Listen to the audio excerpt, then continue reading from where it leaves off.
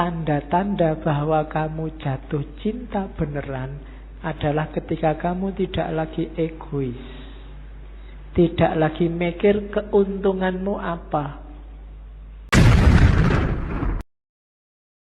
Jadi satu ketika Majnun ini sakit, badannya lemah. Terus dia datang ke tabib. Sama tabibnya, "Oh Majnun, ini untuk biar sakitmu ringan, kamu harus dibedah sedikit. Ada bagian tertentu tubuhmu yang darahnya harus dikeluarkan." Majnun, "Oh, jangan, saya takut." Tabibnya heran, "Loh kamu ini gimana sih? Kamu kan sudah lama jadi orang gila. Sudah keluar masuk hutan, ketemu macan, ketemu. Kok takut hanya dibedah kecil aja?" "Bukan, saya takut Laila terluka." "Loh Laila mana? Yang dibedah itu dirimu, bukan Laila." "Loh enggak, di setiap jengkal tubuhku, setiap tetes darahku, itu sudah tercampur oleh Laila. Aku sudah tidak bisa membedakan lagi." Kamu ketawa kaya duwe pacar wae. Oke, ya. Jadi itu maksudnya apa? Ketika orang jatuh cinta, dia sudah kehilangan dirinya. Yang ada hanya yang dicintai. Dia tidak peduli kalau dirinya sendiri luka, tapi jangan sampai yang dicintai luka. Itu Majnun. Majnun ini sebenarnya anaknya bangsawan yang jatuh cinta sama Laila. Ya sayangnya agak tragis ceritanya. Bagi yang baca Nizami nanti banyak momen-momen.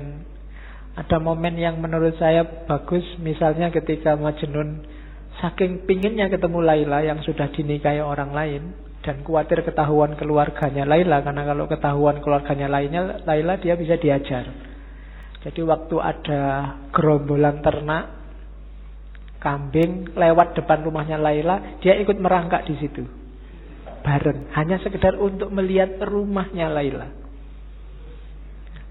Oke, itu Majnun. Nanti banyak momennya yang bagus dan banyak dipakai oleh Rumi. Cuma Rumi bikin cerita sendiri, hanya tokohnya Laila sama Majnun, dengan ilustrasi besarnya cinta Laila sama Majnun, besarnya cinta Majnun sama Laila, dan sebaliknya. Jadi Rumi ingin bilang bahwa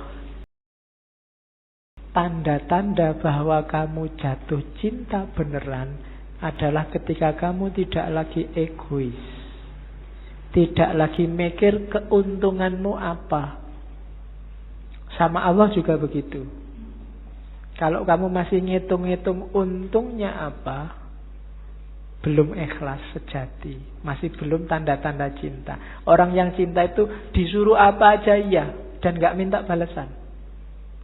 Disuruh sholat duha, iya sholat duha. Disuruh ngaji, iya ngaji. Gak usah mikir kalau sholat duha itu nanti rezekinya bisa langsung datang.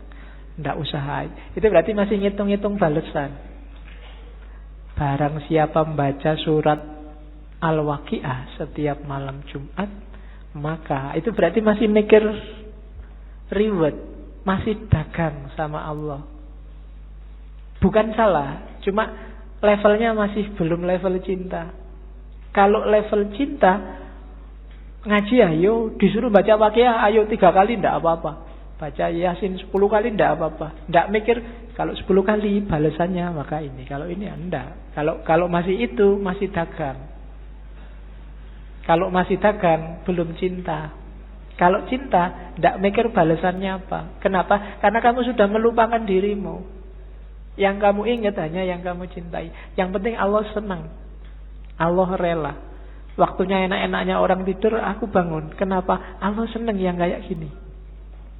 Waktunya orang cepat-cepat berangkat kerja, aku sholat dulu, sholat duha. Kenapa? Allah senang yang kayak gini. Bukan karena tak sholat dulu nanti biar rezekiku lancar, biar masih ada reward yang kamu pikir, masih mikir balasan. Sama kayak kamu traktir pacarmu, ya sekarang traktir tapi nanti harus mau lo ya boncengan.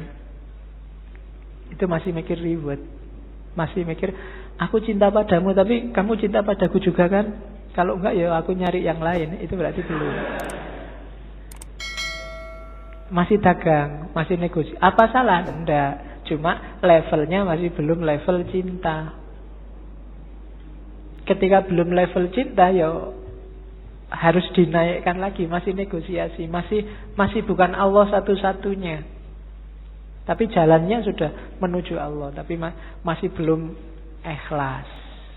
Karena ikhlas itu tidak mikir balasan. Sodakolah 1000 maka akan kembali 700.000 karena dilipat gandakan 700 kali. Ini kalau masih hitung-hitungan itu kesenangan koruptor-koruptor. Koruptor itu saya korupsi 1 juta, kemudian tak sodakohkan aja 10 juta. Korupsi 100 juta, tak sodakohkan 10 juta, 10 kali 700 sudah banyak itu pahalanya.